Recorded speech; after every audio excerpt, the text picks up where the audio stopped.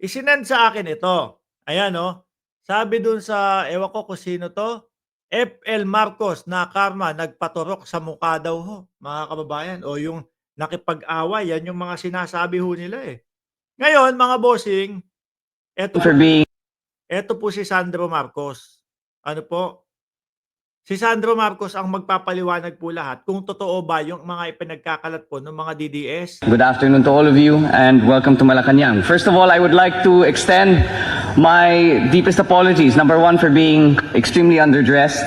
I was just told about 20 minutes ago that I would be taking the place of the First Lady.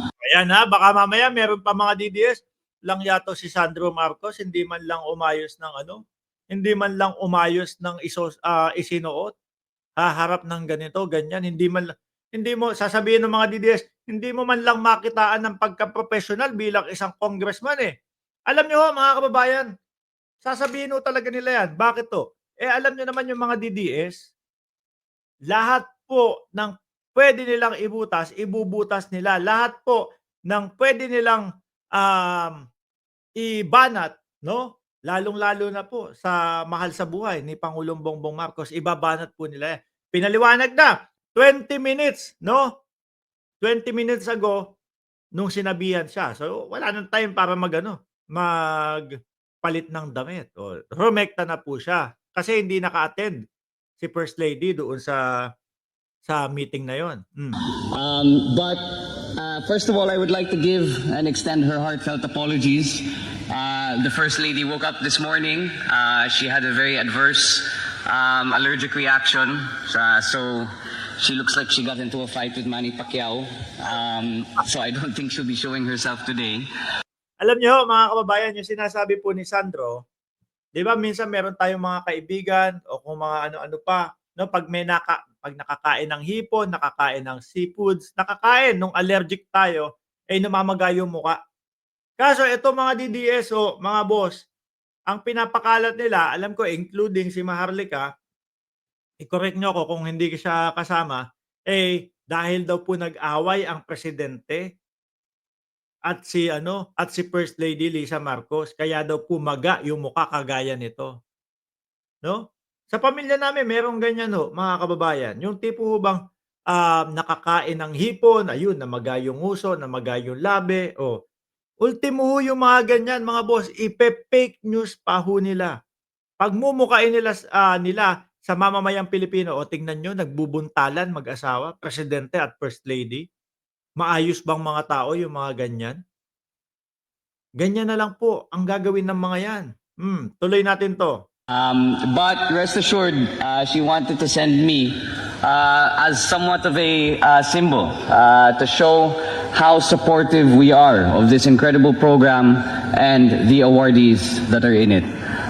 So please rest assured that along with the entire First Family, but more importantly, the entire national government, we continue and want to continue supporting foundations such as this that recognize the excellence of our youth today and those who are making a difference in our country. So Grabe ho, ibang-ibang magsalita po. Itong mga 'to, 'no, yung mga anak ni Pangulong Bongbong Marcos, si Pangulong Bongbong Marcos, kapagka humarap sa atin at pagka humarap po doon sa mga meeting na yan at sa mga press conference, nandoon yung, professional 'tong mga 'to, eh, 'no. Pero kapagka si Inday Sara Duterte o dating Pangulong Duterte ang mga humaharap sa mga ganito, yung mga press conference, sasabihin mo, leader ba 'to ng isang bansa? Ganito ba mga magsalita yung, tumatayong leader natin? Baka po pagka idinikit yang mga yan, 'no, doon sa mga malalaking, bansa o doon sa mga leader na lang po ng iba't ibang bansa, lalo na kung si Inday Sara Duterte. Pagdating ho ng panahon, kung sakali, 'no, na talagang siya ang manalo sa 2028, ang tanong natin, kaya po kayang makipagsabayan, 'di ba, pambansang nanay survivor, doon sa ibang mga presidente. Sabi ni Jennifer Guamos, dapat diyan sa nagpapakalat ng fake news nilalagay sa oblo para magtanda. Eh, ako, agree ho ako diyan, 'no? Kasi ho, ang dali lang naman hong mag-vlog mga kababayan. Napakadali hong mag-vlog mga bossing. Kumuha kayo ng mga topic, no? Doon sa mga mainstream, doon sa mga legit, sa mga totoo, yung walang AI, walang halong, kalokohan, no? Kuhanin niyo tapos magbigay kayo ng reaksyon. Kaya lang po humihirap na po yang pagba-vlog mga Boss Jeep Amo, sir, kapagka yung meron ng mga nagpopondo doon sa mga vloggers. Bakit ho, mga kababayan? Oh, siyempre kailangan mong ipagtanggol yung nagpopondo sa'yo, eh. Kaya siyempre kailangan pagmukain mong mabango, 'no, sa mata ng publiko o sa pandinig ng publiko yung mga nagpopondo sa'yo. So ngayon ikaw wala kang makita na magandang ginawa nitong nagpopondo sa'yo. Ano gagawin mo? Sige gawan ko na lang ng istorya, 'no, mag-fake news na lang ako. Hmm, gumawa na lang ako ng sarili kong istorya, tapos yun ang ipakalat ko sa mamamayang Pilipino. Para bumango yung nagpopondo sa'kin. Yari na. Diyan na po nag-uumpisa yung fake news. Kasi kami ho mga kababayan, ginagawa lang namin napakadali lang ho, 'no? Kunin yung mga maiinit na mga balita o diyan sa mga mainstream media tapos idi-discuss namin dito sa inyo. Simple ho, mga kababayan. Wala kang fake news na pinapakalat. 'Di ba Jazz sabi fake news, reclusion perpetua, 'no? Tignan ko lang kung fake news pa 'yan. Gano'n ho kasimple mga Boss Jeep Amo, sir, na mag-reaction vlog. Hmm. Kaso nga lang ho, dahil naaapektuhan na po nung mga tao na nagpopondo sa kanila, kailangan magmukhang magaling yung taong nagpopondo sa kanila. Ayun, gumawa tayo ng fake news. Sirain natin yung kalaban nito. Magbintang tayo doon sa mga kalaban na ito. Yan po ang nangyayari, mga kababayan. Mali, ano ho? Hmm. Tapos kapagka yung nagkaroon na ng batas, tapos pagka yung nakasuhan na, iyakan na ho, 'di ba? Sabi ni Jazz, bumili lang ng suka, nag-fake news na. Ay, hoy! Parang ikaw alam mo yung susunod nating topic. Alam mo ba, Jazz? Parang alam ni Jazz kung sino yung susunod nating topic. Yung isa daw po, mga kababayan, yung isa daw po sa pinabili ng suka, mukhang nahuling nag-fake news. Sino ho, mga Boss Chief Amo, sir? 'To, ay hindi yan, si Sandro yan, eh. Eto, hmm, sabi ng Vera Files, February 28, 2025. Kahapon lang, false. Ayan daw ang sabi ni Jimmy Bondok. Say what? 'No? Sabi ni Jimmy Bondok, sabi dito sa balitang ito, mga kababayan, the facts, 'no? Senatorial candidate. 'Di ba isa ito doon sa sinasabing pinabili ng suka?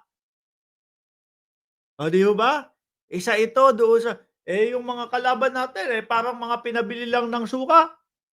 Isa 'to, 'di ba? Basahin natin.